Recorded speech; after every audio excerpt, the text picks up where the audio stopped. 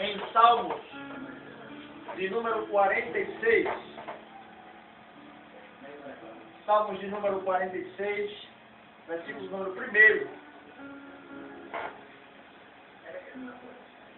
Eu queria que todos abrissem a Bíblia para então podermos lê-la. Salmos 46, versículo 1 diz assim: Deus é o nosso refúgio e fortaleza, socorro bem presente na hora da adversidade. Pois bem, é um versículo extremamente conhecido por todos nós, que nos traz grandes verdades e algumas revelações de Deus para nós. E eu quero compartilhar algo com todos vocês. Todos nós sabemos que a palavra refúgio é abrigo, é proteção, é amparo, é auxílio. No Salmos de número 91, versículo 1, o salmista diz: aquele que habita no esconderijo do Altíssimo, à sombra do Onipotente o descansará. Ou seja, Deus é um refúgio e todo aquele que está amparado, que está nele, guardado, protegido, está refugiado pelo próprio Deus. É interessante que, certa feita, Jesus estava com os seus discípulos, em Mateus capítulo 8, a partir do versículo 23, e o Senhor disse assim: olha, passamos a margem do rio e vamos atravessar o mar da Galileia. E Jesus entra com os discípulos, vem como ele, Pedro, Tiago, João e os demais discípulos. E Jesus se deita para dormir, porque como ser humano ele estava cansado, fadigado, exausto, porque ele andava em cidade pregando a mensagem do reino. E a Bíblia é muito enfática em dizer que de repente houve uma tão grande tempestade. Ou seja, foi uma tempestade de repente. De modo que as águas entravam dentro do barco e os discípulos um olhava para o outro e dizia: nós iremos morrer, iremos naufragar, iremos perecer. Só que Jesus estava no barco. E quando ele está no barco, alguma coisa tem que acontecer. Agora eu pergunto a cada ouvinte: aonde é que o mar tem ouvido? Aonde é que o vento tem ouvido? Mas quando Jesus fala, até aquele ou até aquilo que não tem, passa a ter, para dar ouvido à sua voz, porque Ele é Deus e é Senhor nos céus e na terra. Aleluia.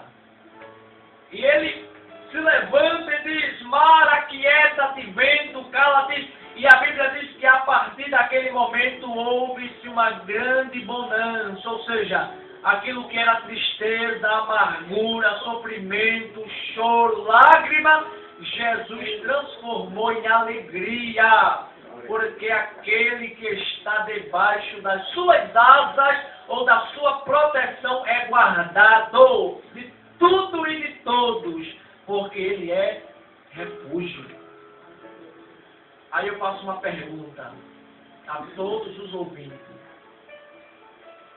aonde você está buscando refúgio? Será que é em um político? Será que é em alguém? Em alguém que não pode resolver o teu problema? Eu quero te dizer uma coisa: entrega o teu caminho ao Senhor, confia nele e tudo Ele fará, porque Ele é refúgio. É interessante que a Bíblia também revela aqui que Ele é fortaleza. A palavra fortaleza significa força superior, força divina.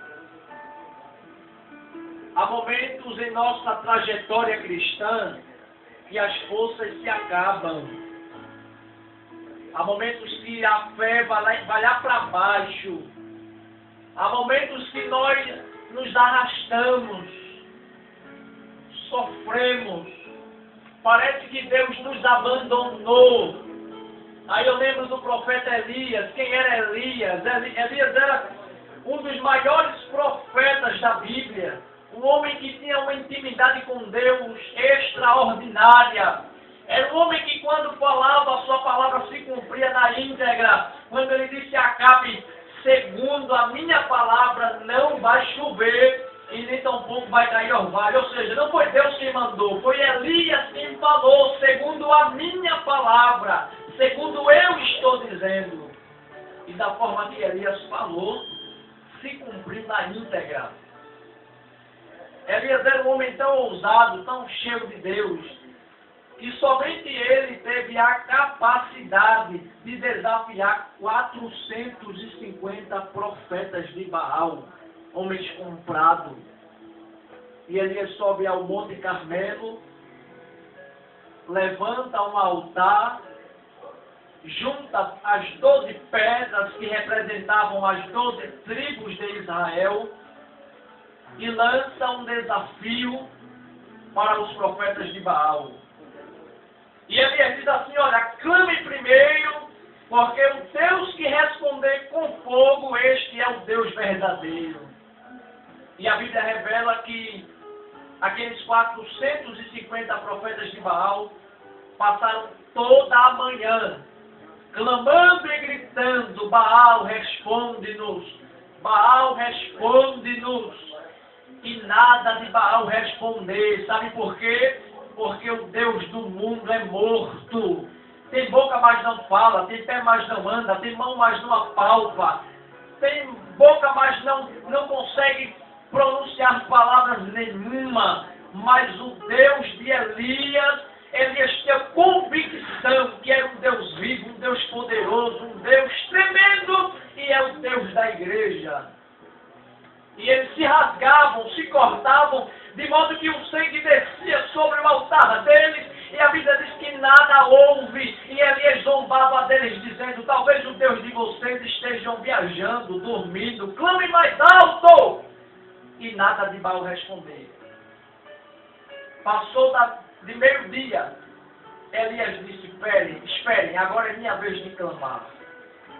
E Elias coloca água sobre o seu holocausto, o seu altar, de modo que ao redor do altar se formou um rego, de forma que encheu de água, ou seja, aos olhos do homem era impossível que o fogo queimasse aquela oferta, aquele altar. Mas quando Elias fez uma oração, que ousadia, irmão! E ele clama dizendo, ó Senhor, mostra que Tu és Deus, responde-me. E da mesma hora, a Bíblia relata que Deus responde com fogo. E todos aqueles profetas gritavam em uma só voz, dizendo, só o Senhor é Deus. Só o Senhor é Deus. Mas houve um momento na vida de Elias que Elias se sentiu tão para baixo, irmãos, que aquele homem ousado, cheio de autoridade, agora estava correndo de uma mulher, vai para o deserto, e a Bíblia relata que ele se deita debaixo de um pé de zimbro, e a oração deste homem agora é uma oração do contrário da primeira e da segunda. A oração dele agora dizendo, ó Senhor, tira a minha vida, porque melhor para mim é morrer do que viver. Ou seja, Elias estava fraco, as forças se acabaram, a fé foi lá para baixo. Mas quando Elias estava clamando a Deus por morte, Deus enviou um anjo, e o anjo levou pão e levou água, e disse para ele, Elias, coma pão e beba água, porque muito comprido te será o caminho. Ou seja, Deus estava fortalecendo Elias.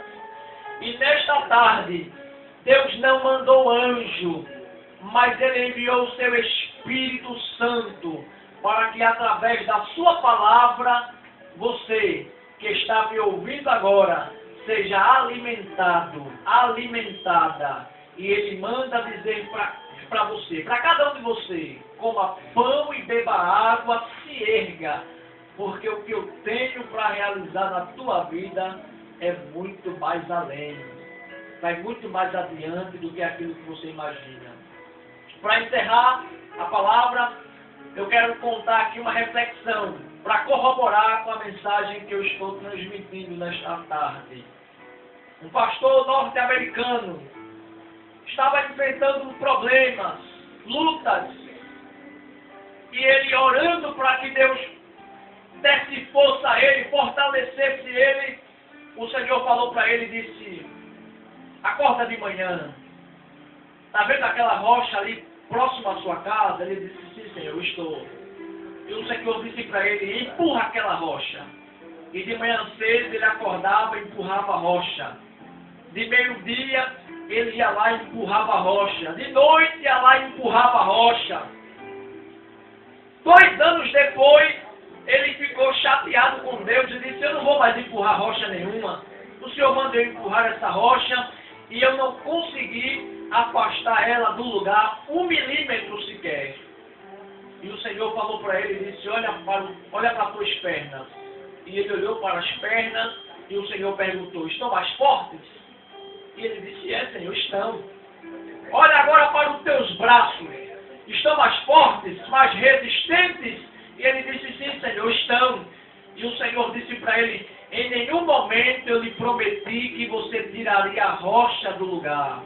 Eu só estava te fortalecendo para te preparar para aquilo que eu ainda tenho para colocar nas tuas mãos. Ou seja, meu querido, você pode não estar entendendo hoje, mas entenderás depois o projeto que Deus tem para realizar na tua vida, em nome de Jesus. Eu agradeço a oportunidade na Assembleia de Deus. Perimetral, né? Hã? A perimetral. Que é o Ministério do Sopro Divino, né?